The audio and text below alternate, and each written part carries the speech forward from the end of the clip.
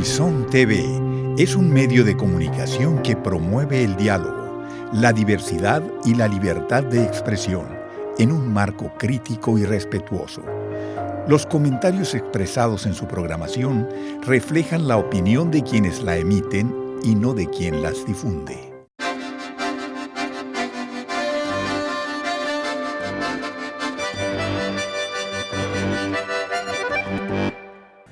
El día de hoy, nuestra invitada es la maestra en ciencias Rosa Stephanie Navarro Peraza. Ella nos va a hablar sobre un tema que pudiera parecer poco cercano a nosotros, pero no está tan alejado de nuestra vida diaria y mucho menos sus objetivos. Es la bioactividad de agua de cola a partir de la producción de harina de pescado y su fracción de 1 a 5 kilodalton obtenida por ultrafiltración. Suena muy raro, pero ahorita vamos a ver que no lo es tanto. Pues bien, aquí habrá que decir que nuestra invitada Stephanie ganó el segundo lugar en categoría oral del Pacific Fisheries Technologies que se realizó el pasado mes de febrero, el 24-27, en Guaymas, y teniendo aquí la presencia de los organizadores locales, representantes de la Universidad del Dictus, del DIPA y del CIAT, que son, digamos, la parte organizadora local de este evento que tiene trascendencia internacional. Pues bien, entraremos al tema, preguntando desde luego, en la búsqueda de aclarar lo que dice el título, por la parte más simple en relación a la generalidad. ¿Qué es el agua de colas? Bueno, el agua de cola es un líquido. Este proviene como producto secundario de la elaboración de harina de pescado. A los productos secundarios también se les conoce como un subproducto. Es un subproducto, a final de cuentas, de la pesca de distintas especies, pero principalmente de sardina, ¿no? Sí. Y se produce aquí en Sonora, principalmente en Guaymas. Sí. ¿Sí? Pero bueno, esto del agua de colas, uno tiene que entender que el agua de colas es su producto de la producción de harina de pescado, ¿sí? Así y es. la harina de pescado pues es un producto esencial en la ganadería, sobre todo porque se trata de un componente básico, sobre todo como fuente de proteínas en la alimentación de ganado. Así ¿Sí? es. Bien, el agua de colas, ¿por qué no nos das una idea de cómo se produce esta agua de colas para tratar de darle una descripción a nuestro público? Ok, bueno, principalmente nosotros colaboramos con la Universidad Politécnica de Sinaloa, Uh-huh. que ellos a su vez colaboran con la empresa Masinza, que está en Mazatlán, Sinaloa. Uh-huh. Masinza se encarga de producir harina de pescado a partir de, peces pelágicos pequeños como son la sardina y como son restos de pelágicos ya más grandes como son el atún. La importancia que tiene el agua de cola como un subproducto es que debido a su bajo valor comercial son productos que son subutilizados, poco utilizados o nada utilizados. Entonces, debido a la naturaleza que poseen, pudieran contener compuestos que son fuente potencial importante para exhibir algún tipo de propiedad. En nuestro caso, se trata de propiedades biológicas del tipo anticáncer y está enfocado en los componentes que presentan derivado de los peces y específicamente las proteínas. Y que es, digamos, la parte principal, también como objetivo de la producción de harina de pescado, ¿no? Sí. Es la obtención de un producto con muy elevada concentración de proteínas para integrarlas a la dieta de ganado en general. Sí. Bien, en esta, digamos, en este contexto de la producción de harina de pescado y con su subproducto del agua de colas, ¿por qué es importante buscar darle un uso a esta agua de colas? ¿No tiene ningún otro uso? Bueno, depende de la planta procesadora, porque la mayoría de las plantas está tratando de implementar un proceso extra de evaporación en el cual ingresa el agua de cola, se descarta la parte líquida, por decirlo de alguna manera, y los sólidos que se obtienen se reincorporan a la harina para mejorar la calidad de la harina de pescado. Ese es uno de los principales usos. Sin embargo, cuando la planta no cuenta con este equipamiento, el agua de cola pues necesita tener un segundo uso, darle ese valor a lo que es este subproducto.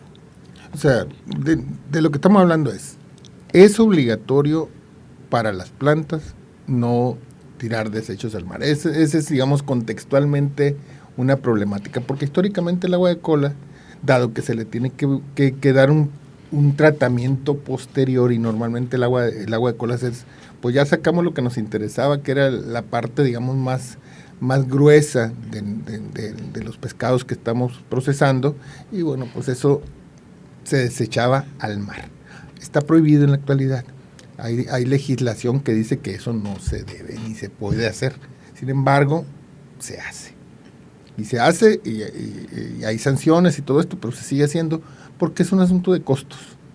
¿Sí? Sí. En principio, a una planta que produce harina de pescado, tiene que poner una subplanta asociada a eso para poder reciclar el agua y sacar los sólidos y el agua que resulta ya con muy pocos sólidos, pues ya no tiene la misma problemática, es más fácil de tratar y en fin, ¿no? Entonces se simplifica la problemática, sin embargo, eso cuesta dinero.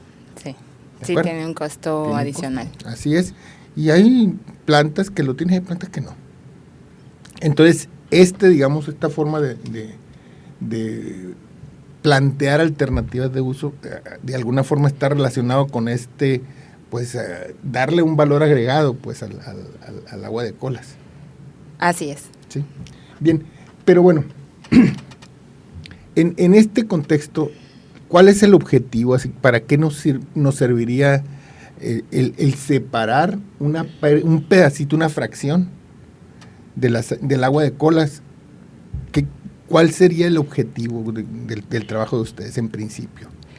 Bueno, nuestro principal objetivo es evaluar si los componentes presentes en el agua de cola, como lo mencioné, específicamente las proteínas, presentan un tipo de bioactividad. Actualmente estamos evaluando propiedades del tipo anticáncer y se ha estudiado anteriormente que algunas fracciones que provienen de proteínas exhiben este tipo de propiedad biológica. Para ser un poquito más claro, por la fracción nos referimos a que ha pasado por un proceso de ultrafiltración y esta fracción se ha obtenido como si se pasara un líquido por un colador que tiene un orificio muy pequeño con el objetivo de recuperar ciertos componentes en un tamaño específico. En esta lógica, el agua de cola en sí misma no presenta esa actividad, o sea, ¿para qué tratar de separar si funcionara el agua de cola como tal? Bueno, aquí primero hay un terminito que hay que, digamos, describir, que es el de bioactividad. ¿Por qué no nos comentas qué es la bioactividad y luego pasamos a ver por qué separar alguna parte del agua de colas y no usar el agua de colas como tal? Okay. Bioactividad, bueno, por bioactividad o propiedad biológica que se utilizan como sinónimos, es la capacidad que tiene un componente de ejercer algún beneficio sobre la salud humana. Se han estudiado principalmente bioactividades del tipo antidiabético, antimicrobiano, antiinflamatorio, anticáncer, y se han identificado compuestos que provienen de proteínas principalmente, como es el objetivo de nuestro estudio, y pues de fracciones peptídicas. Que son pedazos de proteínas. Que son fragmentos de proteínas. Entonces, la importancia que existe en llevar a cabo este proceso es principalmente si se ha exhibido tipos de bioactividades en lo que es el agua de cola, que es en nuestro caso, pero hemos encontrado que en la fracción, como hay fragmentos específicos de proteína, la bioactividad ha sido más elevada en comparación con el agua de cola en sí. ¿Y cómo llegan a decidir cuál es la fracción? O sea, yo me quiero imaginar así como un sistema de filtración, ¿no? Y puedo, si en un sistema de filtración tengo filtros con poros de diferente tamaño, más grandotes, más chiquitos y hasta muy, muy, muy, muy chiquititos, que sería el caso, ¿no? Porque aquí estamos hablando y quiero hacer el señalamiento porque está en el título, la fracción de 1 a 5 kilodaltons, ¿no? O sea, en un sistema de filtración tengo filtros con distintas capacidades de filtración. Hoyos más chiquitos para que pasen partículas cada vez más pequeñitas hasta que ya no pase ninguna. Sí. ¿Sí? Y 1 a 5 kilodalton, dirán ustedes, ¿para qué tantas complicaciones? ¿No? Sí, bueno, pues imagínense que es una forma de hablar de peso y de tamaño al mismo tiempo, de compuestos a nivel molecular, a nivel de cómo son realmente, pero pues eso es muy difícil de pesar, ¿no? Pero al final de cuentas los kilodalton es una expresión que nos indica qué tanto pesa una sustancia, pero en cantidades extremadamente pequeñitas, tan pequeñitas que en mi caso tiene dar idea de qué tan pequeño, pero estamos hablando de fracciones así, trillonésimas de gramo, pues una cosa impresionantemente pequeñita, pero bueno, pues eso es lo que pesan las moléculas. Entonces, esa parte, esa fracción, ¿cómo llegan ustedes a que esa fracción, cuál fue el proceso para definir qué fracciones o qué nivel de filtración se requería pues para ver cuáles eran las de veras que funcionaban en este caso para lo que ustedes están planteando, bueno, que es una actividad anticancerígena, ¿no? Sí. En este estudio nos basamos principalmente en estudios previos, en donde ya se ha identificado bioactividad del tipo anticáncer en otros efluentes, y ellos han identificado que son fracciones peptídicas y de este tamaño. Algunas de las características estructurales que se han identificado, por ejemplo, ya en cuestión de los péptidos, es que para que tenga interacción con lo que son las células del cáncer deben de ser de un tamaño pequeño, para que puedan entrar, por decirlo de alguna manera, a lo que es la célula del cáncer y ejercer su beneficio. Entonces, están partiendo de que el efecto tiene que ver con la capacidad de la sustancia, la que sea, en este caso fracciones proteínicas, de atravesar la pared de la célula cancerosa. Sí, además de otras características estructurales. Entonces, ese, digamos, es el parámetro que utilizaron para buscar ese tamaño de partícula. Principalmente, sí. Ok, bueno, o sea, eso de alguna manera pues ya nos describe por qué la búsqueda fue así muy directa. ¿No compararon en el camino, no probaron otras fracciones de otro tamaño o únicamente a ese nivel? De momento no hemos realizado la comparación, nos hemos basado nada más en lo que es la bibliografía, y como se han obtenido resultados adecuados, pues el estudio ha estado encaminado a ese objetivo, a la culminación de ese objetivo principalmente. ¿Y por qué no nos platicas, digamos, cómo es realmente la prueba? Porque uno de repente cuando no sabe, no tiene idea, dice, pues ¿a poco agarran a alguien que tiene cáncer y le empiezan a probar? Pues no, evidentemente no es así, no es correcto, no se vale, es ilegal, no es ético, no es por ahí, no es de esa manera. Pero entonces, ¿cómo? Pues, ¿por qué no nos platicas un poquito cuál es, digamos, la forma de desarrollar un estudio con estas características y luego poder afirmar que tiene cierto comportamiento es la sustancia? Ok, bueno, nosotros actualmente estamos realizando 2 pruebas ahí en el DIPA y en el DICTUS. La primera prueba, que es realizada en el DIPA, consta de un modelo utilizando bacterias, que estas son bacterias, se pudiera decir, especiales, y detectan si hay un cambio o una alteración en el ADN ejercida por un compuesto nocivo, que es una toxina.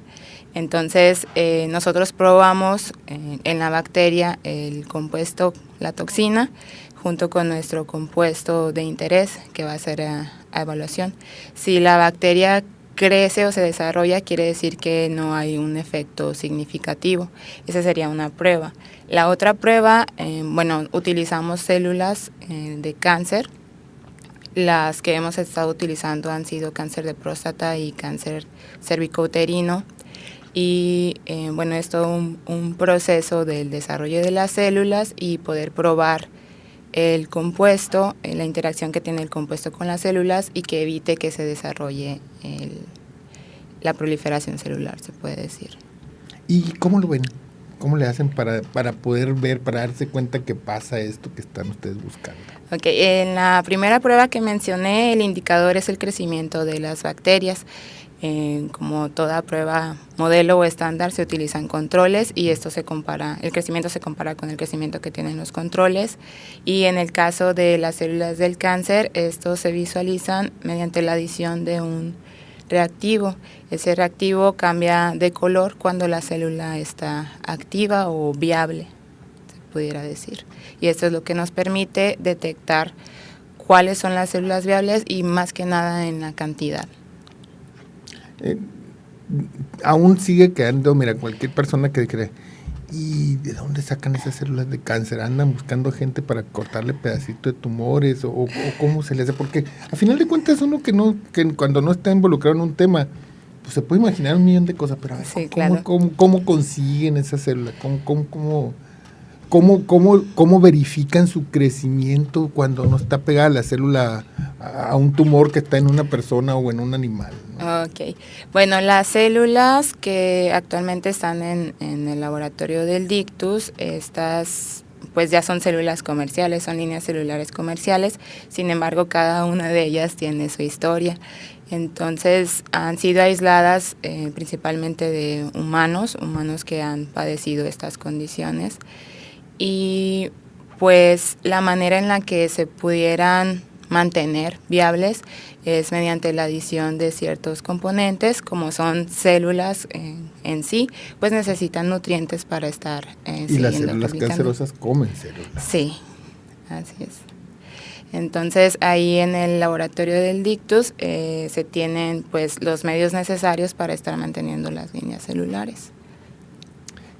Pero a ver, ¿cómo le haces tú para un tejido, unas células que son, mantenerlas fuera de un cuerpo? ¿Cómo le haces? ¿En qué utensilios o qué equipo es así tremendamente sofisticado? Platícanos un poquito de eso. Bueno, las células para que se puedan mantener tienen que estar en ciertas condiciones de congelación principalmente e incluso pues se pudiera considerar como criogenia para que puedan mantenerse viables y poder ser utilizados en estos modelos in vitro. En nuestro caso, que actualmente realizamos estos estudios, necesitamos tenerlos principalmente como lo mencioné, con medios de cultivo especiales para la reproducción de esas células. Y pues ahí en el laboratorio se cuentan con congeladores especiales para estar manteniendo estas células y se verifica constantemente que sean viables, que aún se mantengan viables en estas condiciones. Así es. Y eso se hace a nivel laboratorio, en condiciones controladas y una serie... Cualquiera que esté técnicamente capacitado lo puede hacer, pero hay que estar técnicamente capacitado para ello y este es el caso. Tú eres estudiante de doctorado, ¿verdad? Sí. Algo que no habíamos dicho, al final lo aclaramos. Pero bueno, ya dándonos una idea de que esto es así, ya separamos una fracción por medio de filtración. ¿Y cómo le hacemos para filtrar? ¿Cuál es el sistema de filtración que utilizan? ¿Por qué es ultrafiltración? Sí, bueno, nosotros utilizamos membranas especiales. Estas son de materiales indicados, deben de ser inertes, inocuos, y nosotros utilizamos pues una bomba de presión para poder hacer pasar el líquido a través de lo que son las membranas y del tamaño de poro específicos. Para poder llegar a la fracción de 1 a 5 kilodaltons, nosotros utilizamos lo que se llama a ultrafiltración secuencial, en el cual no vamos directamente hacia la membrana de 5 kilodaltons, sino que pasamos primero el líquido que tuvo un previo tratamiento de centrifugación, lo pasamos a través de una membrana de 30 kilodaltons, después de una de 10 y para terminar en una de 5 kilodaltons. Así fue el proceso de la obtención de la son fracción. filtrados consecutivos, sí, pero cada vez más chiquita la membrana, el tamaño de hoyito de la membrana. Sí, esto garantiza pues que se vayan obteniendo compuestos en los cuales su tamaño molecular va decreciendo. Sí, el tamaño de partícula que pasa cada vez más chiquita cuando el hoyito de la membrana es cada vez más chiquito, ¿no? Sí. Eso, imagínense igual que en cualquier otro filtrado, nomás que en magnitudes extremadamente pequeñitas, ¿no? Así es. Además, de alguna forma estamos familiarizados con el término ultrafiltración porque en anuncios de cerveza se viene utilizando desde hace muchísimo tiempo el término, ¿no? Pero bueno, ya en esta lógica, ¿hasta dónde, qué resultados han obtenido de esto en términos de tiene efecto o no tiene efecto esta pedacito de esta fracción proteica sobre lo que ustedes están buscando, sobre la proliferación cancerosa, sobre todo, que sería la parte más importante, ¿no? Sí, bueno, actualmente aún estamos realizando estudios in vitro, pero lo que hemos encontrado hasta el momento es que exhibe propiedad anticáncer, pero principalmente la fracción a 5 kilodaltons exhibe una propiedad anticáncer elevada en comparación con lo que es el agua de cola en sí, que sería la muestra original. Eso es lo que hemos estado encontrando hasta el momento y aún estamos considerando la evaluación de otro tipo de propiedades que están asociadas con anticáncer. Digamos que esta es la parte inicial apenas, aunque parece mucho que así lo es, evidentemente mucho trabajo, pero apenas es, digamos, el paso 1 o 2 de todavía una caminata larga por avanzar, ¿no? Sí. Entonces, eso visto de la perspectiva, digamos, técnico-científica, pero ahora desde la perspectiva de haber logrado un segundo lugar en la categoría oral, porque aquí en el Pacific Fisheries Technologies, que se realizó hace 2 semanas, ¿no? ¿Qué importancia tiene como estudiante de posgrado, como futuro investigador, aunque ya estás trabajando en investigación desde luego, pero ya después como investigador independiente, qué importancia tiene participar y lograr este tipo de reconocimientos en un ámbito de reconocimiento internacional? Porque uno pudiera decir, bueno, ¿con quién me enfrenté? Bueno, pues es que con gente de varias partes, ¿no? De diferentes niveles, pero en el caso estudiantil, ustedes logran el segundo lugar con este trabajo. ¿Qué importancia tiene, según qué te parece que es lo más significativo de participar y lograr un reconocimiento? Personalmente contribuye a la adquisición de experiencia y también pues a la motivación de continuar con los estudios para obtener los resultados, resultados que sean acorde a los objetivos. En mi caso en particular fue una experiencia muy gratificante. Fue la primera vez que participé en un congreso internacional y en ponencia oral y fue una experiencia maravillosa, principalmente el haber obtenido el segundo lugar. Pero además en tu currículum ya es una palomita interesante, ¿no? Sí. El participar y lograr resultados reconocidos entre los mejores, pues. Sí. Bien, estamos por concluir. No sé si algo más que quisieras agregar para redondear la plática de este día. Bueno, lo que quisiera agregar es que si existen personas, principalmente estudiantes, que tengan curiosidad científica, pues existen centros de investigación como lo es el CIAT y algunas universidades como son la Unison y la Universidad Politécnica de Sinaloa, que cuentan con posgrados de calidad y ellos tienen las puertas abiertas por si desean realizar sus estudios de posgrado. Y hay que buscar en efecto que nuestro país tenga cada vez gente con mayor nivel y hay forma de lograrlo. Eso es importante decir. Ella, nuestra invitada Stephanie, viene de la Universidad Politécnica de Sinaloa, está estudiando su posgrado en el CIAD, el Centro de Investigación en Alimentación y Desarrollo, en colaboración en desarrollo de trabajo con la Universidad de Sonora y principalmente, ¿no? Con la Universidad, el Dictus y el DIPA. Y el DIPA, ¿no? Sí. ¿Sí? Sí, yo soy estudiante del CIAT, de la unidad Hermosillo, y hacemos colaboración con la Universidad Politécnica de Sinaloa, con la Unison por parte del DIPA y del Dictus. Pues bien, muchísimas gracias por haber venido a platicarnos tu experiencia, Stephanie. Muchas gracias. Y pues muchas felicidades. Muchas gracias. Y ya para concluir les digo que en la operación técnica agradecemos en memoria a Noé Corrales, en vivo y en directo Eduardo Antúnez, en la dirección técnica Griselda Calvo Corral y en la coordinación general y en la voz su servidor Francisco Javier Parra, quien les dice, nos escuchamos y nos vemos la próxima semana.